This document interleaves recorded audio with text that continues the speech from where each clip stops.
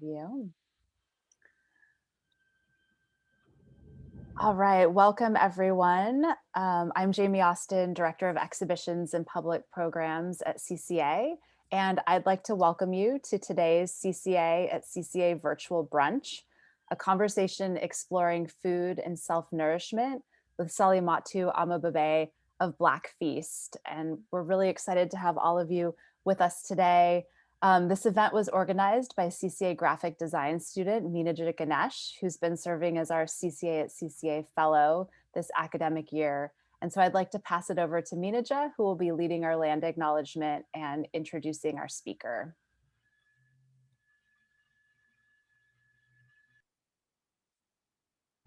Hi, I'm so sorry. My internet is a little shaky, but I hope everyone can hear me. Before we start the talk, I would just like to state that CCA campuses are located in Huichin and Yelamu, which are now known as Oakland and San Francisco, on the unceded territories of Chochenyo and Ramaytush Ohlone peoples. Before we start, I'd just like to pay respect to the people who came before us and the people who made it possible for us to have the opportunities that we do, and just even like make it possible for me to be here. And in addition, I'd also like to pay respect to the Chantal people who are indigenous to the land that I call home, West Bengal, which is in India. Now, I guess I'd just like to I'm super excited to be here with Salimatu Amabebe of Black Feast, and I'd just like to introduce them really quickly. Salimatu, pronouns they, he, is a Portland-based chef, multimedia artist, and the founder and director of Black Feast. Their work focuses on the intersections of food and art, drawing from family memories, Nigerian recipes, and Black culinary history. Black Feast is a culinary event celebrating Black artists and writers through food. Founded and directed by Salimatu Amabebe in 2017, Black Feast was created as a way to not only make space at the table for Black artists, but to design a whole new table.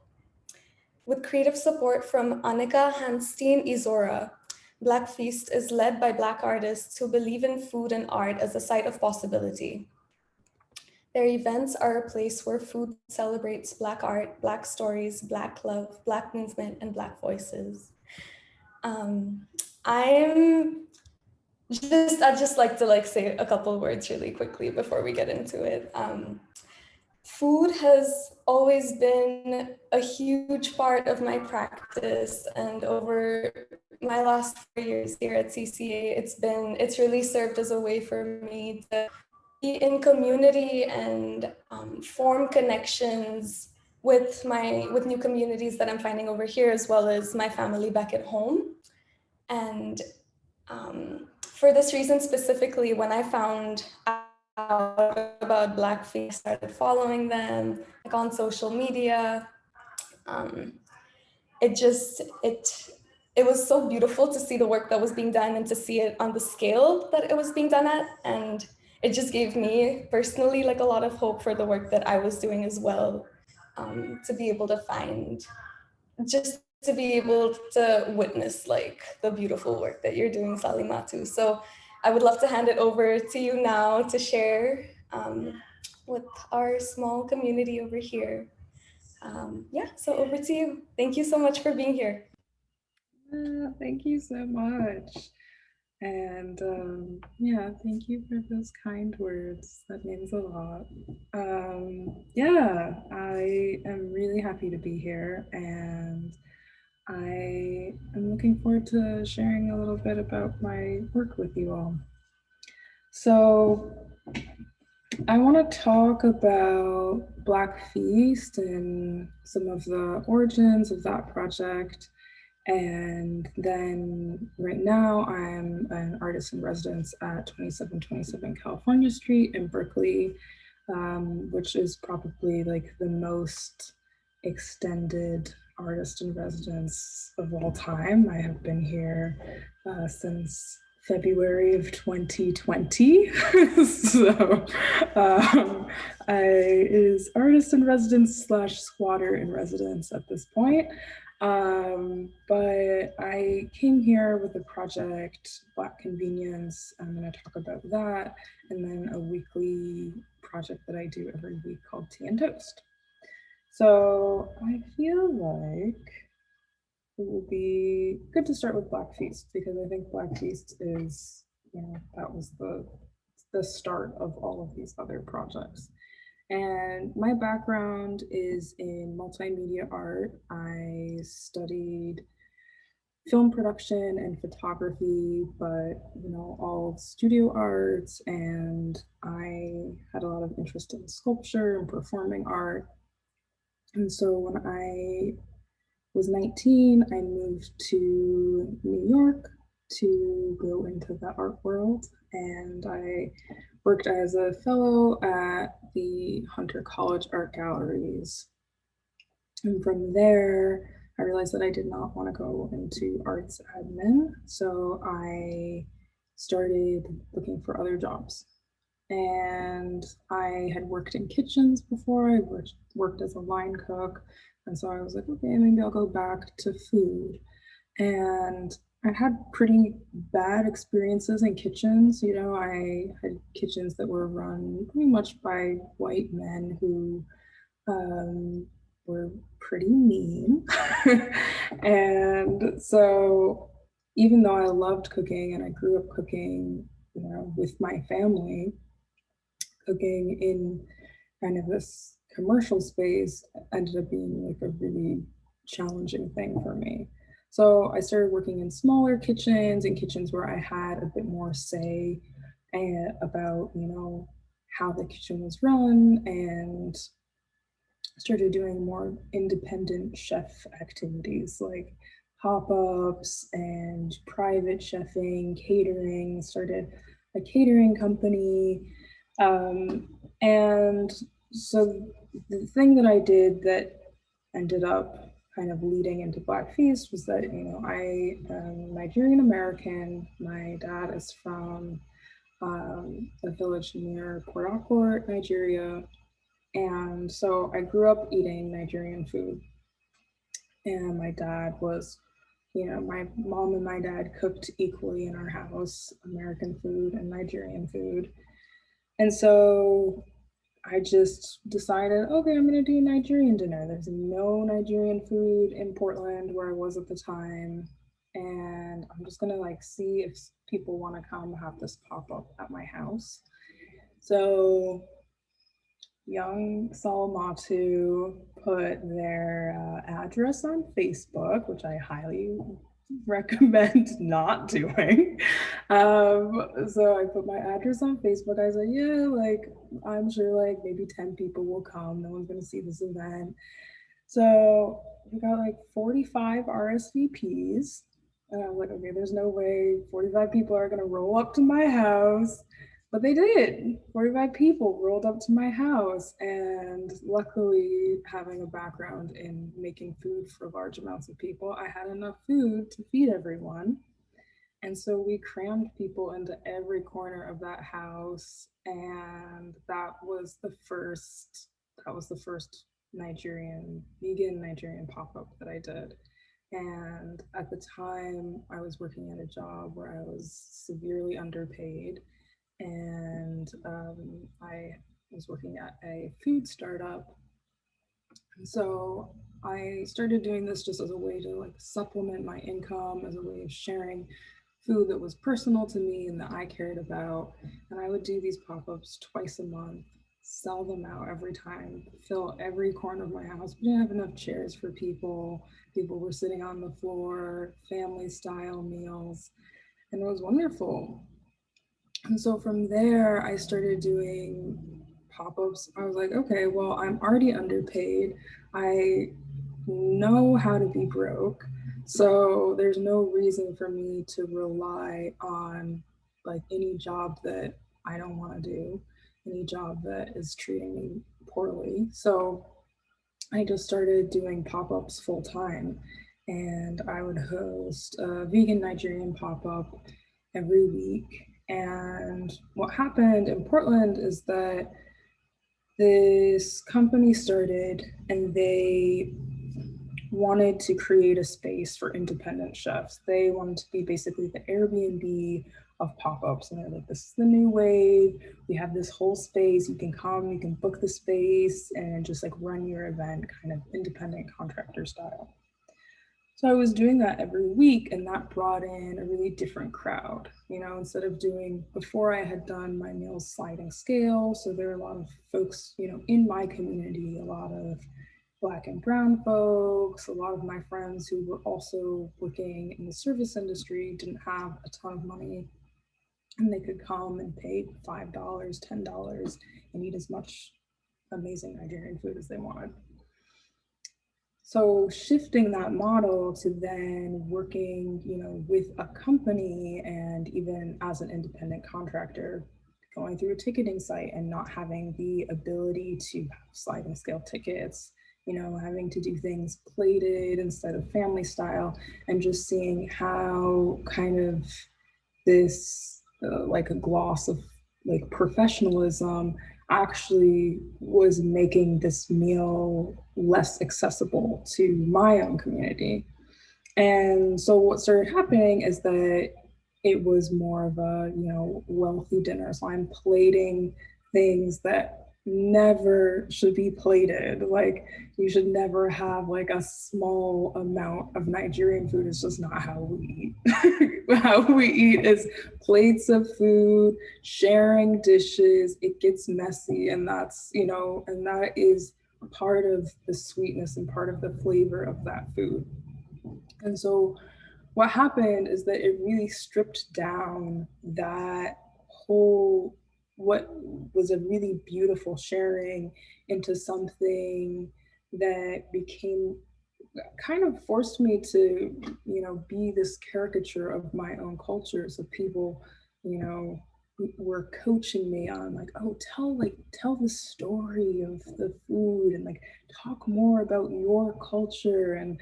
Um, and then the people who came to the dinners, you know, were asking, you know, well-meaning, but not always inoffensive questions.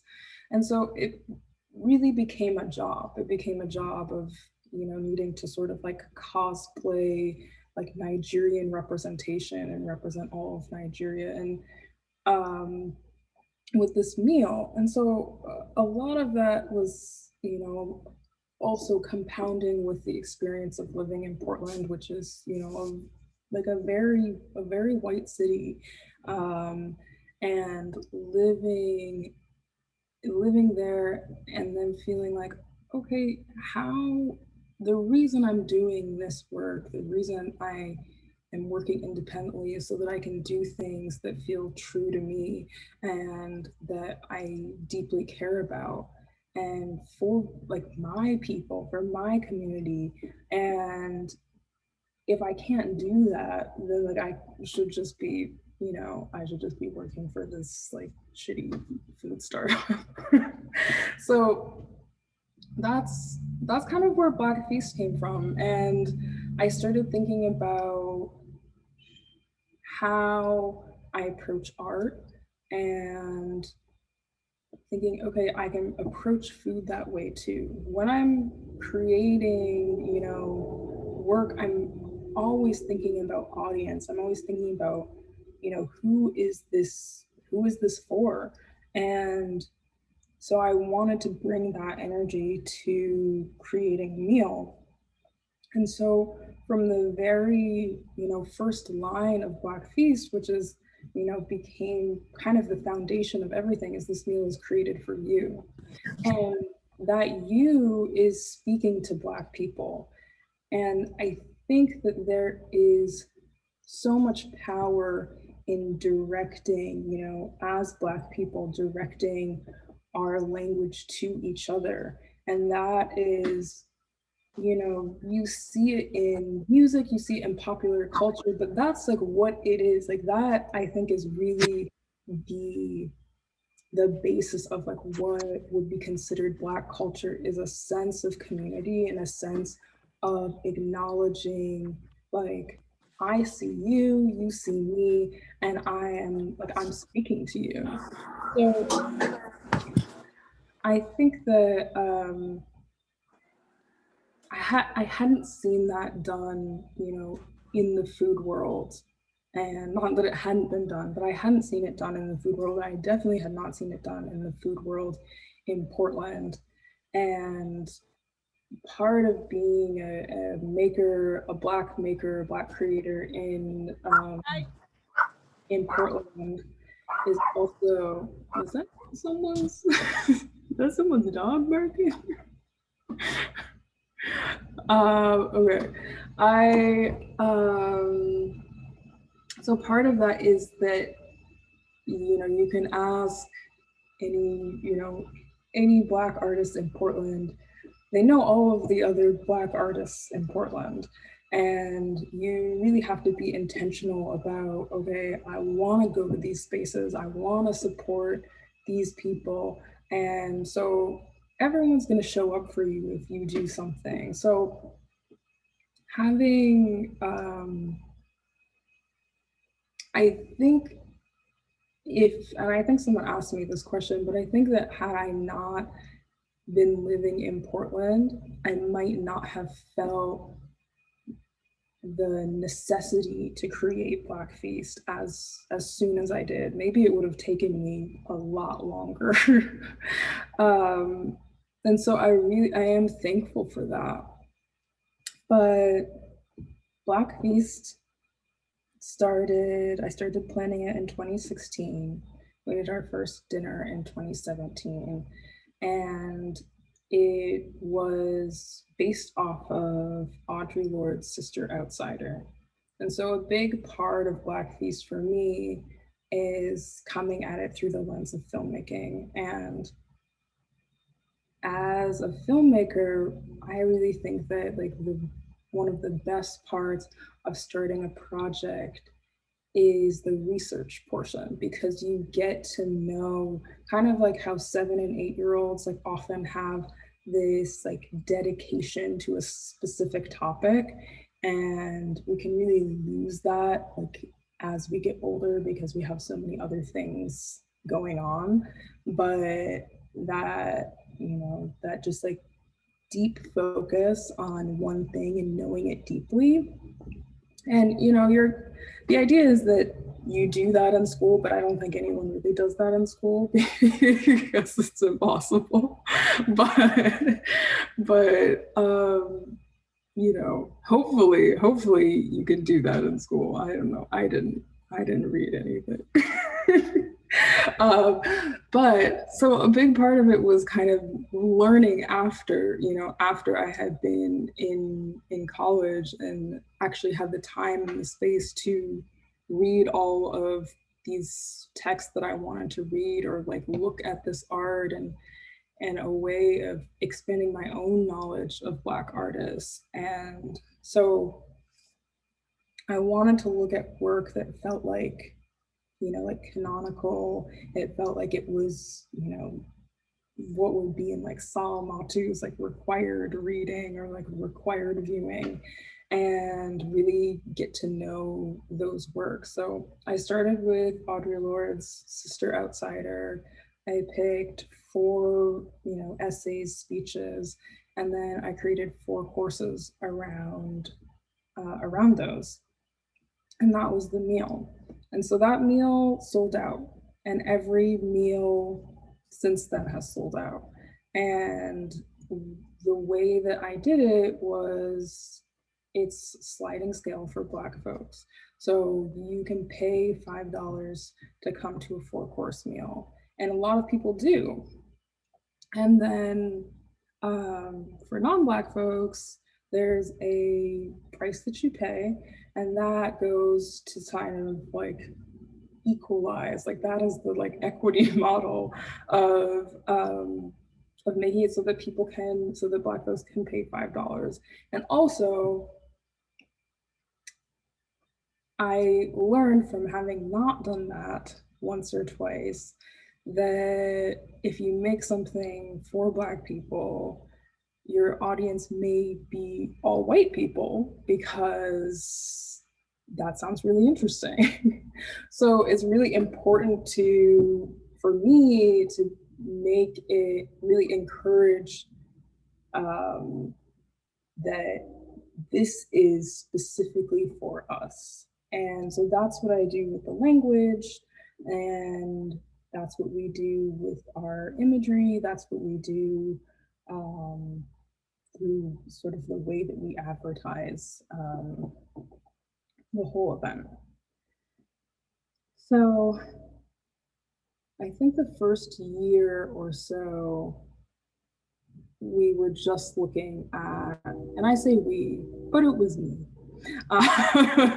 It was a very small team, and I was doing a lot of the, building the menu, creating the zine. There was a zine that went along with the menu that included excerpts from that work in case people were unfamiliar with it.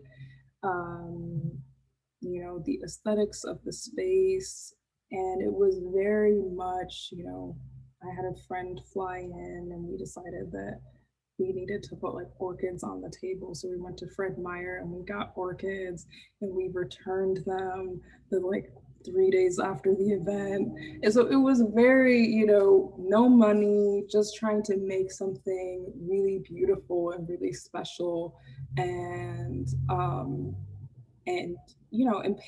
paying everyone. And that was also the thing, is like, we could have done this event way more easily if people were just volunteering. But a big part of it was that not only is this for the people who are going to come and fill those seats, but it's also for the people who are in the back of the house, because it's not about creating this divide between like the person who's being served and the person who's doing the serving, but that we're all in this and we're all creating this experience together. So the people who I've been working with, my friends Jasmine Beach, Ariel Miles Hernandez, Annika Hanstein-Nizora, those are people who we've been working together on this since day one, and they will come to New York or come to Berkeley just because they really love the event and because we've been working on it, and we have a really good team. And so that was kind of the first year or so of Black Feast. And when Annika Hanstein-Nizora, who's one of my main collaborators and dear friends, joined, they joined as a featured artist. And so that was our first featured artist who was still living. So before, we've really been looking at works that were like, I feel like historical, like a big part of Black history, a big part of, Black artist history, and also really looking at those works and talking about like the time that they were made. And so moving towards kind of this new generation was, okay, how can we support emerging artists? Like, how can we pay them to, just show up and show their work, talk about their work for a little bit, and then celebrate them, while they're alive. And so that's kind of what Black Feast turned into. And Annika is an incredible poet. Annika performed their poetry and was so excited about Black Feast that they kind of just made their way into it and became just such a fundamental part of the project. And from there, it really allowed us to expand because I didn't have to do everything. And also, we had just, the community was even bigger because now we were getting to know different artists and collaborating with them. And I think that shift really breathed a lot of life into the project. So I feel like I have so much to cover, so I'm speaking a little bit quickly. I take a quick water break.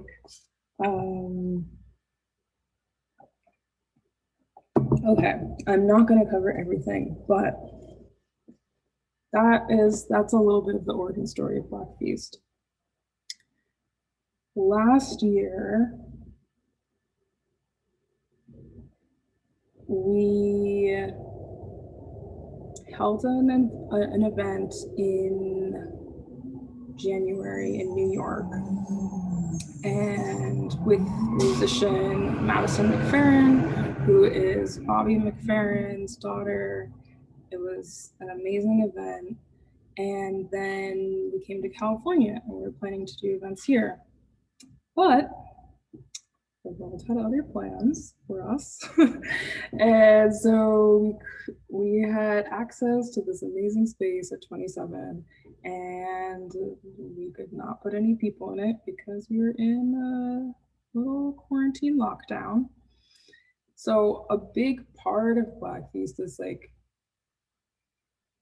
at the end of the day, it's about service and it's about nourishing the Black community and caring for us. So it doesn't stop when there is a global crisis. It doesn't stop when it feels like the world is falling apart and there are protests worldwide. It just adapts. And so that's what we did, is we adapted. And we did a takeout event of Black Feast. And when George Floyd protests started and protests against police brutality started, Annika was in New York, I was here in Berkeley, and we were talking about, okay, we really think that our place in the world is through care work, and that is what we hope that Black Feast can be. So, like, how do we take care of us right now? So we ditched the sliding scale model and we just said everything's free. And we started doing a project called Love Letters to Black Folks. And Annika wrote love letters and I created desserts, and we got flower donations. We built an altar outside of the building called an Altar for Black Life, so people could send in photos of their loved ones, either living or no longer living, and come and bring flowers. And we got so many flower donations, we didn't even know what to do with it. And the whole side of the building was covered in flowers. And every week we gave out between 100 to 200 desserts to Black folks. And we did that for 5 weeks here. And then we went to Portland and we did it for 5 weeks there. And after 10 weeks, I was pretty burnt out of making 200 desserts every weekend. And so now we do it less frequently, but we still keep up with the event because it has become something that is so like joyful for both of us. And just to be able to like give out this thing for free on the weekends and have people show up and be able to give them a bouquet of flowers and give them this love letter. And that was like a huge shift for us. And that was a huge shift also in terms of seeing, people were giving us a lot of guilt money. And before we were struggling with the budget and we're, breaking even at our events. And now all of a sudden we could just do stuff for free. And so the guilt money, stopped after a short period of time. And but it was a really eye-opening experience to see that, oh, that support is out there, that support can exist, and we could change this model, and we could do something, we can offer things that are free, and just seeing, what we actually want this to look like. And so it really shifted to become, we're offering more mutual aid, and we're thinking about how we can continue doing projects like that, and how we can get sustained funding to do that.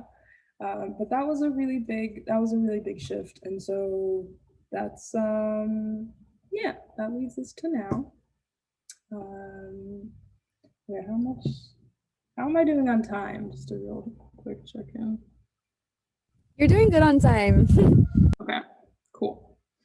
So I'm gonna talk a little bit about my residency, and my residency is called Black Convenience, and you may notice a similarity there between another project name. So Black Convenience is, a personal project, but very much came from that, thinking about audience, and also thinking about like what having something, having a meal that is really dedicated and speaking to a Black audience, but kind of this more fantasy imagining of, the spaces that we could exist in and the spaces that could exist for us. And I grew up kind of all over the place, but I was born in a small town, 4,000 people in coastal Maine. And if you're wondering if there are a lot of Black people in coastal Maine, the answer is there are no Black people in coastal Maine. So it was my family, and it was the Wefferlings, and that was it. So I didn't see, hair products for me. I didn't see skincare products for me. I, didn't have access to this knowledge until I, moved to Arizona when I was, 8. And so I think a lot about spaces that are considered to be neutral, such as like stores and, public institutions, and that when we live in a world where white supremacy is foundational, or has become foundational to, everything, to the way that our structures have been developed, to the way that our institutions have been developed, you have the opportunity to interrogate everything and to really recognize that these spaces are not neutral and white is not the default, and that there is so much more possibility. And so I am a huge Michael Jordan fan. And so I bought this for myself during quarantine, which is a 1991 Wheaties box. And it's not actually signed by Michael Jordan, but it's like, pretend signed by Michael Jordan. And this is like my favorite thing that I own. So I got this because I had been creating work that was where I was creating cereal boxes. And I actually made the cereal that went inside of them. And the cereal boxes were really like kind of dedicated to my younger self, and imagining that there were these like products and there were these kids cereals that were really, like for me, and that they recognized me as well. And so, but I also would write like stories or excerpts about my own upbringing. I can read this one. I wish my mom had been more angry. She told me that she should have known better than to play tag with a little brown girl. She said at least my grandparents weren't whipped around as slaves. My mama didn't get upset, just told me not to play with Elizabeth at recess anymore. That's a story from a experience that I had when I was in middle school. And so all of the boxes of the products have stories about race or racism and kind of recognizing your like how the world sees you. And so a lot of them are stories like from my childhood as well, and things that are, you know, kind of painful, but then also are sort of juxtaposed with this like poppy aesthetic as well. This is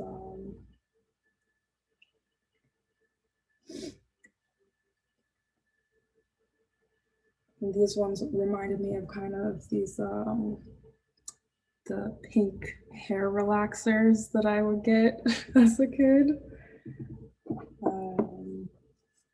These ones are for cookies.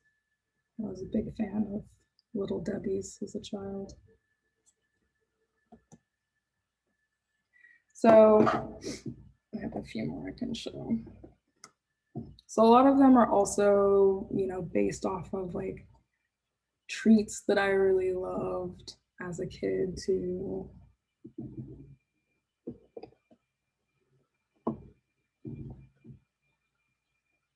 And also incorporating elements of, you know, craft, I think.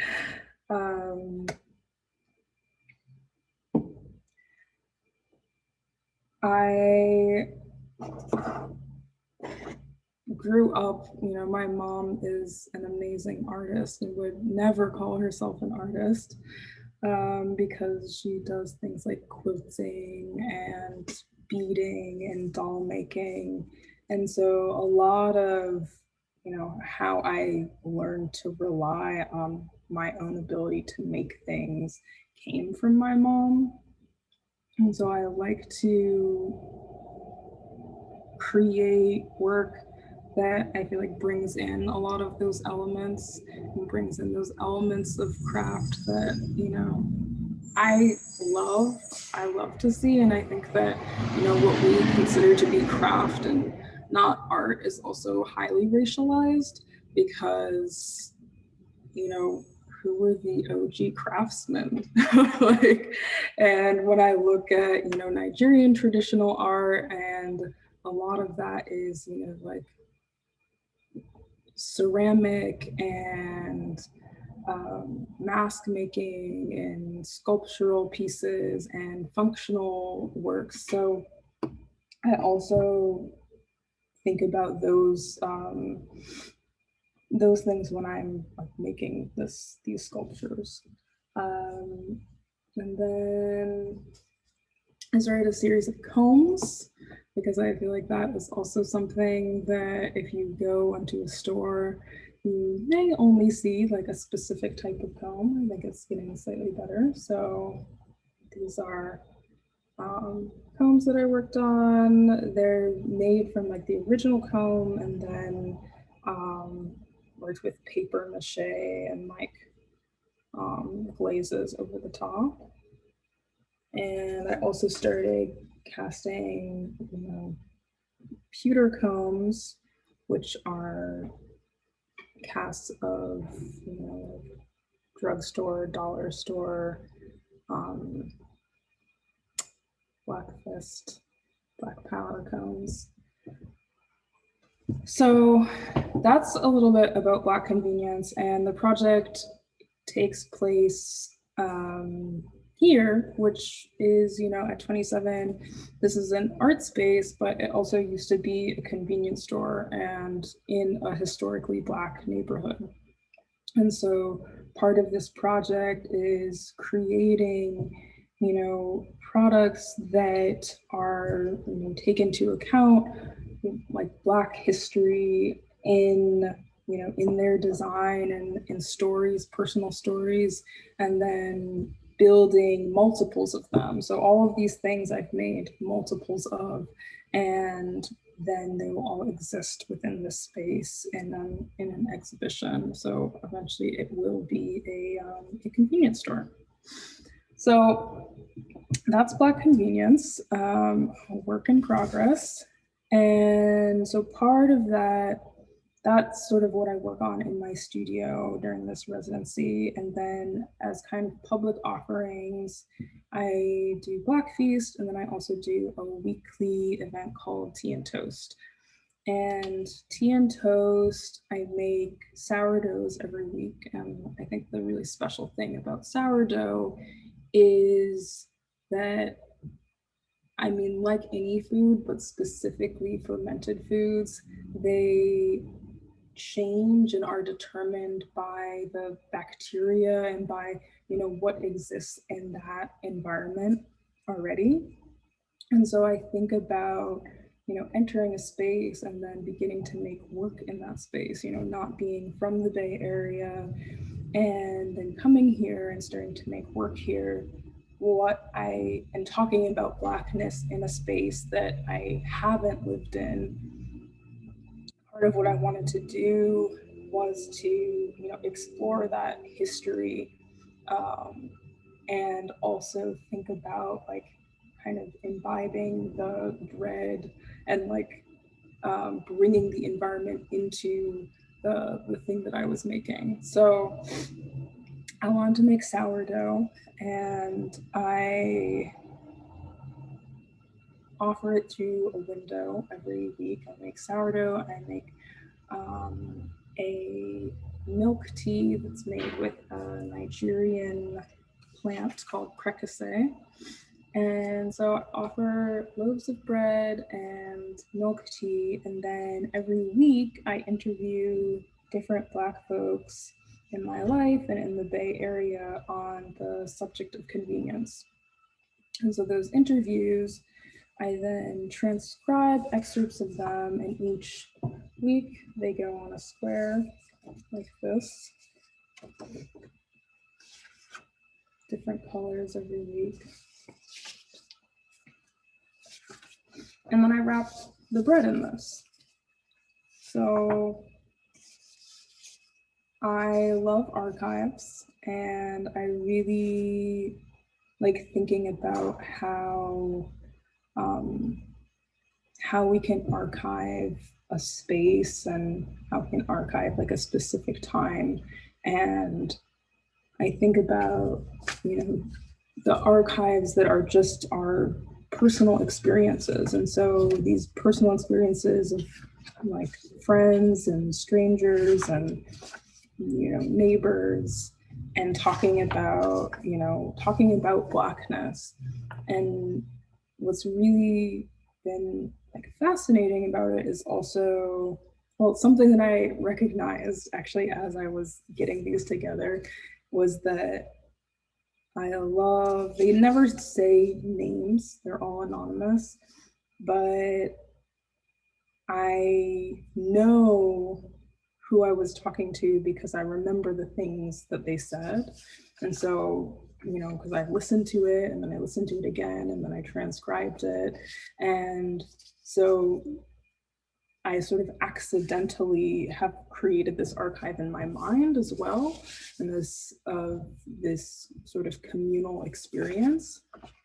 And then also seeing the ways in which there are so many similarities of how we have experienced, you know, we as Black people have experienced ourselves in the world and the world seeing us and perceiving us. So I want to, you know, end just by reading a couple excerpts from the interview so you get a sense of what they're like. Okay. What does that bring up for me? I think something that comes to mind is being perceived as a Black man. The convenience and inconvenience are one and the same. Since it's Super Bowl weekend, it's top of mind for me. It's been convenient in terms of being an athlete. Whether being in a Black environment or a white environment, being an athlete created a common ground. On the flip side, I have a complex with sports now. I was a Division I collegiate athlete, and by the end of my career, and even during, I realized how Black bodies were being used, and I realized that being an athlete was our primary mode of having access to college education.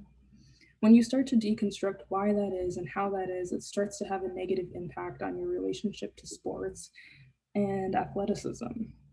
It takes you back to me personally feeling like chattel, feeling like entertainment for a specific class of people. Being Black in the sports world is convenient because it gave me access to education that I would not have had access to otherwise.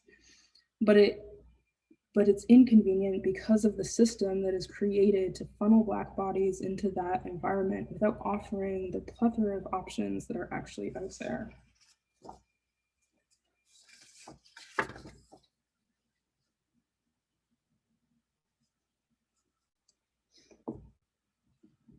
For me, there's no line between identities of Blackness and Africanness.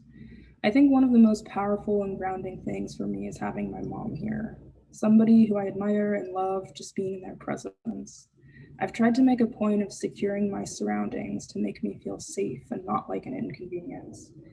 By virtue of being Black, the reminders of your Blackness are an inconvenience. At least it's an inconvenience to me because I'm just trying to live, you know? I don't need to be reminded by clutched purses or people walking across the street. I don't need to be reminded of history and someone's logic around the abuse of Blackness.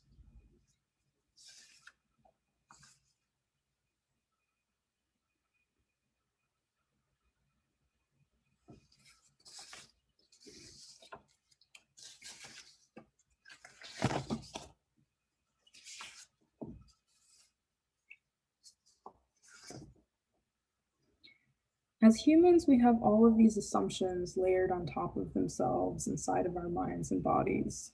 I feel like making all of the effort to extricate them and to look at them and say, how am I defining this thing is really important. All of the history of this current iteration of the world has a lot of fucking layers to it. It's dangerous. We've killed each other over it. We've fucked a lot of shit up based on these assumptions. But we also have a lot of unchecked assumptions that are really difficult to get to. And some of those are really, really detrimental. Certainly in the US, the ones associated with Blackness are detrimental as fuck and so untouched. People think, oh yeah, I read this in school and racism is bad, but they don't understand it lives inside of you. It lives inside all of us.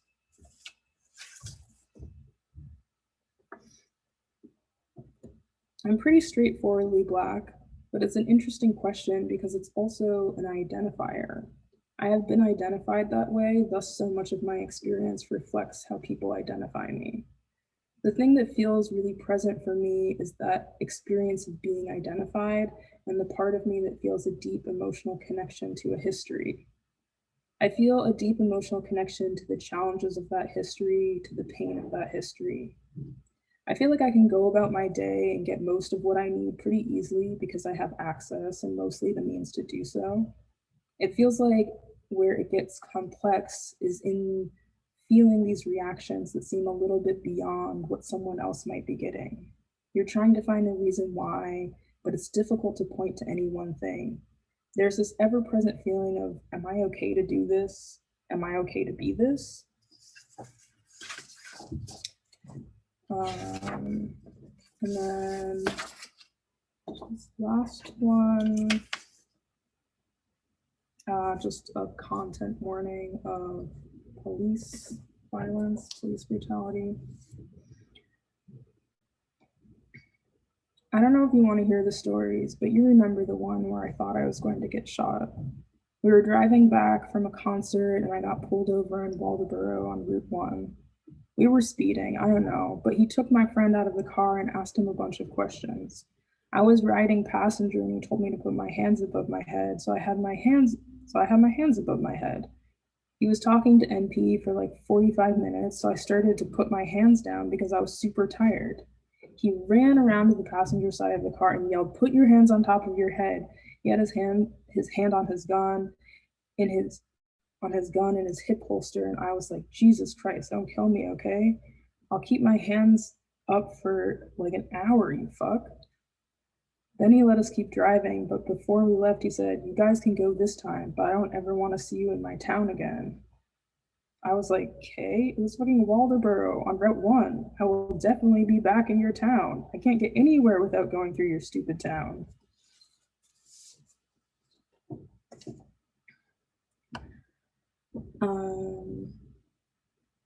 So what I've ended up is with all of these, you know, in different colors, they've created kind of like a quilt, which slowly covers the wall of my studio. And all of these I'm archiving as well. And those will go into a book with the bread recipes and the tea recipes and the full transcriptions of all of the interviews. So that's tea and toast.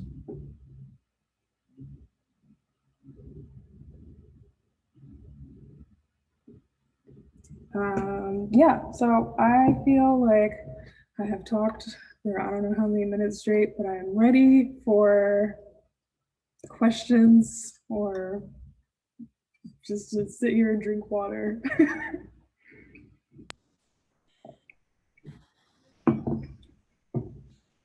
Thank you so much. Just, I feel like that's like such a stupid thing to say, but I feel just so blessed that we were all able to be here, like no matter how small this group was, just be here. And I feel so honored that we got to share the space with you, and just thank you for your generosity with everything that you've shared. I know you said like a lot of it is a work in progress, as I feel like work tends to be, but just thank you so much for like sharing with us these like little excerpts where your work is at, and like just little like pieces from it. And I know there were times like my internet was shaky and my video was off, but I was the whole time just smiling like a fool. Like I just, you're like, I feel like this is what I want to be when I grow up. And I'm so happy that we got to share this. Like, I can't speak for everyone, but for myself, like, I wanted to like laugh with you and cry with you, and just like everything you were saying about care and about community, everything was just coming through so effortlessly in the work. I feel like you didn't even have to say it. I feel like it just came out. And I have a ton of questions, but I'd like to just like open this up to the audience. If anyone has any questions, please feel free to drop them in the chat or unmute yourself and ask them. Yeah, this is everyone's space right now, so if anyone would like to ask any questions, please.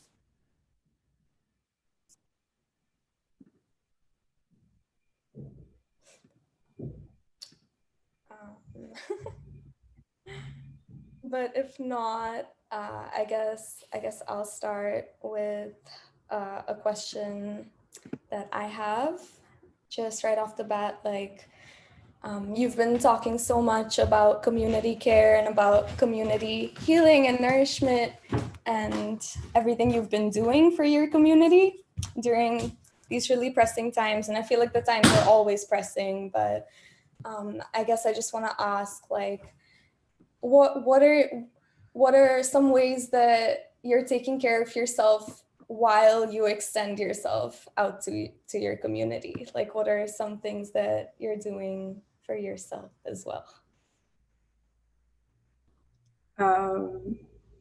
I feel like this is like never meant, like I have been asked this question before, and I feel like it's like never meant to like read me, but it like does read me every time, because I like talk about community care for like an hour, and then I'll be like, well, I ate chips for breakfast, so but yeah, I mean, I think if I were being really honest, and I am being really honest, I think that there are two things that happen with care and with people who are offering care. And I think especially with people of color, especially with Black people, there is a deep sense of inadequacy and a deep sense of not being good enough and not, not being like worthy, that can often be the thing that pushes us to do more and more and more, often pushes us to want to make sure that other people feel held and feel cared for. And so I think that it can be really hard to try and offer that to people and then also recognize yourself as deserving of that and as part of the community that you are trying to take care of. And when I was doing this work by myself, absolutely not. I was not doing anything to take care of myself, you know, and also it's difficult with events. I think anyone who does events knows this. It's just there is, especially with food, everything kind of has to happen in the last few days. And so no matter how much you prep, you're gonna have like 3 days without sleep. Like it's just how it goes, especially when you have a smaller team. So it becomes really difficult to like even just physically take care of oneself. But having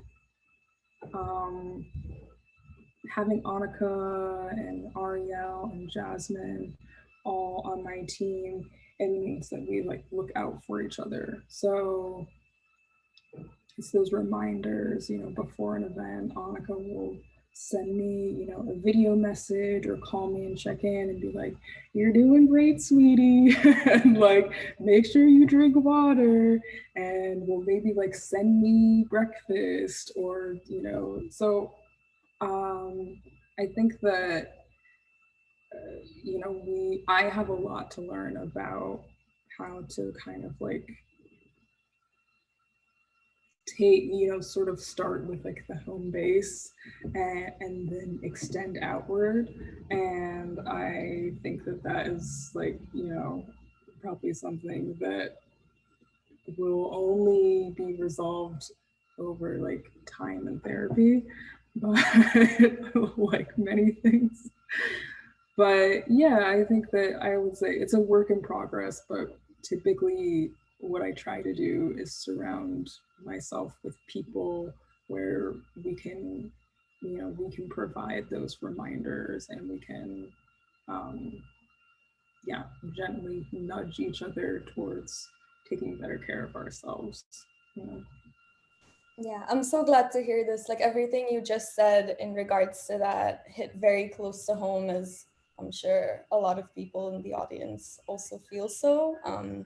Just, I know like for us, especially since we are in art school and especially being people of color in like a predominantly white academic institution, like just I feel like those narratives and the expectations to extend ourselves and our trauma and suffering it's so rampant. And especially I feel like with what you said about when you started out and everything was very like you were doing most of everything yourself, like I think I think it comes down to like the baby steps also, like you mentioned, of like extending yourself to your community and having them support you, like being okay with accepting that support and asking for that support. I think that's beautiful, and I think that's something that I need to keep in mind as well a lot. So thank you so much for saying that. Okay, I guess I had a question if I could ask. Of course.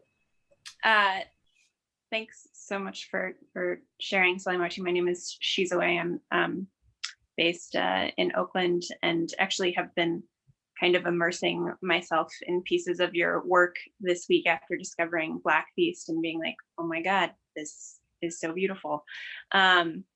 and was really felt very fortuitous that this showed up. But I'm curious about your thoughts on food as a space of processing collective grief, and what grief means, how you relate to that concept in your work, whether specifically in the making and sharing of food or in other aspects. Right now I've been thinking about that a lot, and just, yeah, curious how that relates to your work and how you approach it. Yeah, thank you for that question.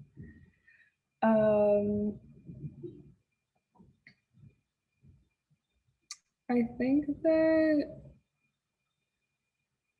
like, what I want to do with food is, yeah, really provide a space of nourishment, and I think that that can be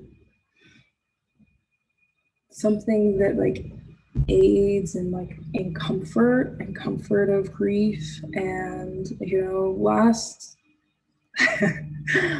year was really heavy, you know, when we started Love Letters, because often, you know, like,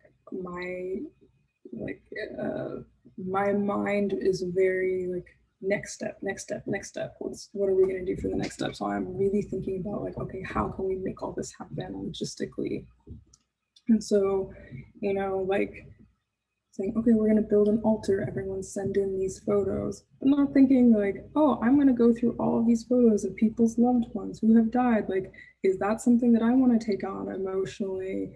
And, like, is that, like, grief that I can hold? And so, I mean, a big part of it is, like, also, you know, like, I don't know, I have like mixed feelings about using the term, like, holding space for, especially when it comes to, like, emotions and like, collective sorrow.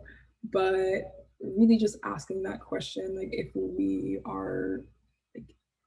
we have the capacity to show up for people in that way. So not, because remembering that this job is so much bigger than, you know, just giving people food, but that also the way that you give people food and the conversations that you're going to have with people are, you know, are sometimes really heavy, you know. And so last year, like, people, like, you know, like, there were a lot of tears. Like, there were a lot of tears when people came to pick up food. There were a lot of tears when people came to the altar. And so I think that, like, I'm not sure if this is actually answering your question or not, but I think that there is this space for holding that, and for just, like, being with each other through that when we're doing these food events. And that we also have to, that's something that I've learned, that we have to make sure that we have the capacity for before we do them, because it is going to be a part of it. You know, it is. And I try to avoid using, like, the term healing, because I think that I would never want to have that intention for our events and for our spaces, because I don't think that, like, that is necessarily, like, our responsibility, and that healing is something that comes through, like, through trust. And there's no reason to have trust right now. Like, there's no reason to have trust in the world. But that what I want to do is to create a space where we can have, like, trust and faith in each other, and that we know before we do something, we have the intention to really to create a space for all of the feelings that people are going to show up with. I don't think that answered your question, but I said some things that I think are true. I feel like that also, like just that question that focused on grief specifically, like grief is such a complicated emotion. I think like there's so much layers to it, and just even the way that you've worked with the altars and in preparing food, like I feel like the experiences of sharing those meals are so full bodied rather than focusing specifically on like one or two emotions. I think that is so commendable. I was wondering if you could speak a little bit more also to maybe some of the collaborations that you've done with emerging artists or just artists in the community, and how like that, how the intersections between like visual art and food come through. Like I was like, yeah, if you could speak a little bit more to that. Mm. Um, yeah, I love getting to work with artists and that those collaborations. That's like one of the best parts of this. And I think like the process is the process of kind of like creating a culinary interpretation of someone's work is like, I feel like at the risk of sounding like something, it's like vaguely spiritual, because it's sort of like trying to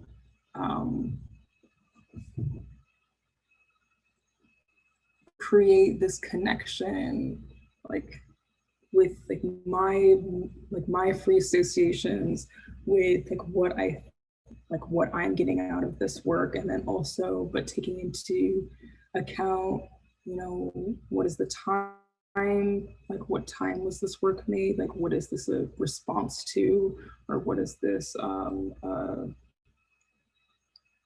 representation of.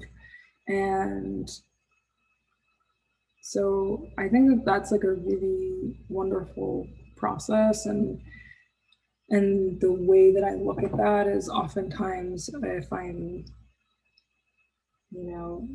I feel like poetry is the easiest, actually. Poetry is the easiest, and I would say that music is the most difficult, surprisingly, because you have so many different possibilities of are you responding to this melody? Are you responding to the content of these lyrics? This like arrangement. So there are so many different things kind of pulling at your attention to really understand what what this song is, or like what this album is, and so that can be like challenging, but also in a really wonderful way. But in exchange of having, working with emerging artists or working with artists who are making work now, I don't have that same process of looking, into the history of something. Like if I'm like looking at Audre Lorde's work or Nina Simone's work, then I have like a whole archive of the history of that person's life and all of the work that they've made, and what was happening politically at that time. And so I have all these other things that can kind of like inform my vision of that. It is intimidating and somewhat challenging to think about someone who's making work now, and also who's going to show up at that dinner and eat the food. But also, like, I think that that's like a really amazing thing, because it becomes kind of this dance and this collaboration between all of us. And there was something else I was going to say, but I feel like I lost my train of thought. It'll probably come back if it was meant to.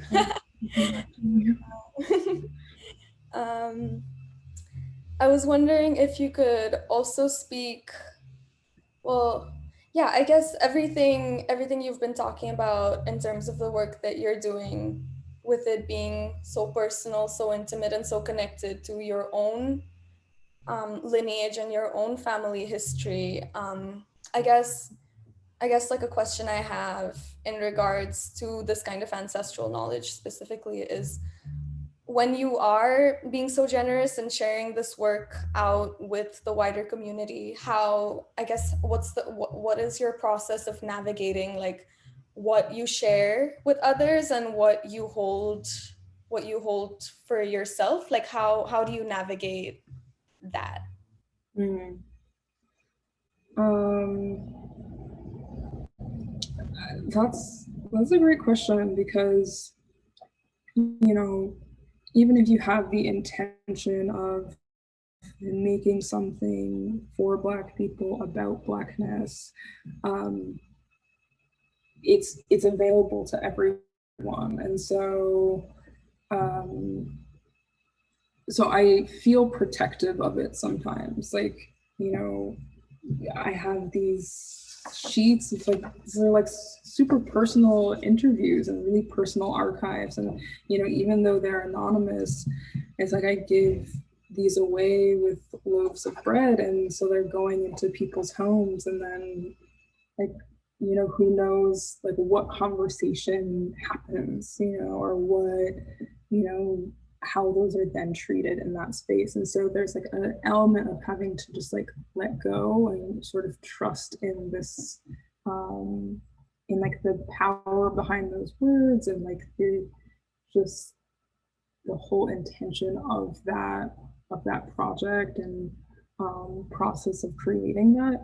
Um, but yeah, it is difficult to navigate and to decide like what things can and should be shared. And there are, you know, there's a reason why they're excerpts, is because there are parts of our conversations that I may have that I'm like, I know what you mean, but like, this is, you know, this is something that I am not going to put, because like to protect us as Black people, is that I'm not going to put into the world. And so there, you know, it is a bit of a dance, because it's about, you know, how do I also kind of edit this conversation so that it makes sense, and that anyone can pick this up and know what it's about, even if they weren't there for 90% of the conversation, you know, because I talked to people for like an hour, and these were like 4 paragraphs. So, so really picking the things that feel like they represent that conversation, but also making sure to, you know, there is something so like so generous about people talking to me in this way, and, you know, letting me record, and then, you know, letting me create this archive. And so wanting to really honor that and make sure to, you know, obviously keep people safe in terms of like identity, but also to keep people safe in terms of like, not, I want them to be able to pick this up and come to the, you know, come to the window as well, and feel, you know, seen in this, but also not like not betrayed in any way. And that's it does feel like a lot of responsibility, and I can't tell you, I couldn't say exactly like what, there's no formula for that, but just to really like intuit and be cautious, and be cautious of how, you know, how that's presented, and what things and what parts of those conversations I share. I have a question. I was hoping you would show us a little more of the cereal boxes. It was so fast, and I'd love to see Yeah. more. But on that note, I guess in thinking of what you shared, you know, what I noticed about the cereal boxes particularly is how personal, like the stories or what you wrote on there is to you.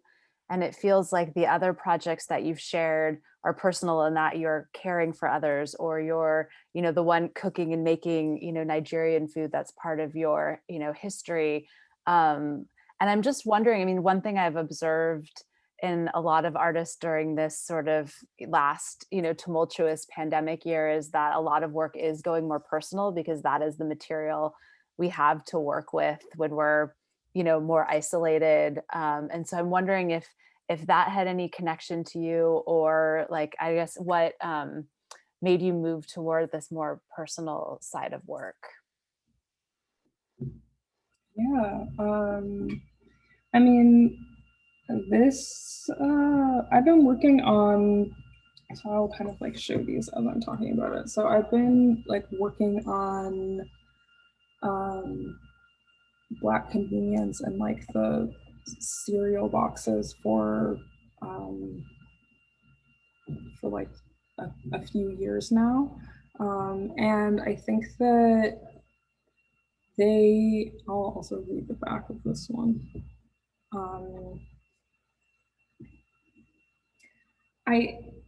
I definitely am very actually like pretty protective of like myself and putting myself into work. And I think that part of that is like just fear, right? Like that's like a really challenging thing to do, to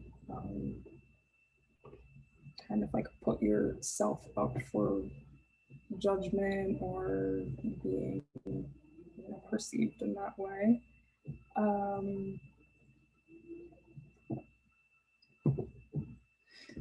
But I think that there's something about like this work where sort of being inspired by these like commercial products, that there's this like juxtaposition between and also writing these stories multiple times, so like I have an edition of like 10 of these. So it's like I hand paint every one. So I'm writing the same story 10 times, and that process of, trying to, it creates like a distance, this like mass production of it. And even though it is really personal, I think it like provides like something of like a smoke screen to hide behind because because it's like, oh yeah, I don't mind talking about this like 10 times on this box. And that also it's a product, it's something that like someone could pull off a shelf. And I think that something about presenting things in a way that is not precious makes it easier to talk about the things that are personal. Something about, kind of having a lot of these things or just having these all filled, these shelves, makes it a little bit, it feels, even though it is deeply personal, it almost feels while I'm doing like, I'm just like, I'm making 12 of these. So I think that maybe that is like the way that I like get through that without feeling intimidated by that process or like scared away from doing that. So I can, as I'm going through these, I will read a couple more of the boxes. So this is for the brown sugar cookies. I had not thought too much about it. I hadn't thought about how they staked out our house, hiding in the bushes so they could catch him breaking the restraining order. I hadn't thought about why they chased him through our house, down the basement steps we'd just painted, out of the small window. Their footsteps marked our home until we moved.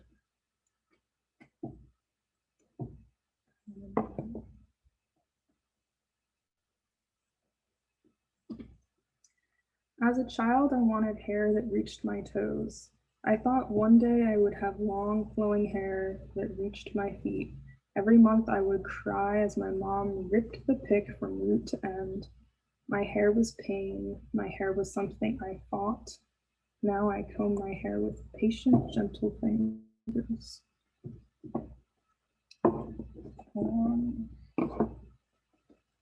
And then also these are, they're about, they're about race and they're about Blackness, but also I feel like the stories are something that I hope, something that to me just felt like stories of my life. And I think that it wasn't until later that I recognized like how body image and hair and, you know, diet and all of that also relates, you know, and how those things are connected.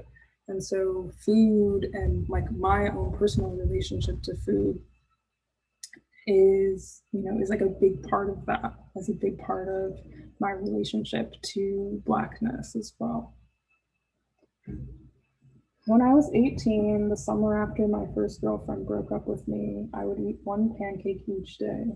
My uncle made a big batch of cornmeal molasses pancakes every Sunday that would last throughout the week. I wanted to be smaller, but I didn't want him to think I had stopped loving his pancakes.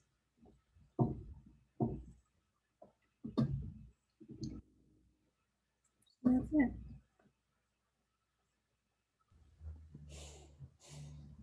Thank you. Thank you so much. Yeah, I don't, just thank you. Yeah, I'm so honored that we got to share this space with you. And yeah, I guess I'll just hand it back to Jamie if you have any like closing words or anything you'd like to add. I just want to echo Minija and just thanking you for your time and your thoughtful presentation and sharing your work with us live. You know, I really appreciate that. And I think let's just, you know, everyone can feel free to unmute if you are still there and are willing to put, maybe we can stop recording. We'll thank everyone online who's watching. And folks are welcome to turn their cameras on if they're willing. And we can just do kind of a collective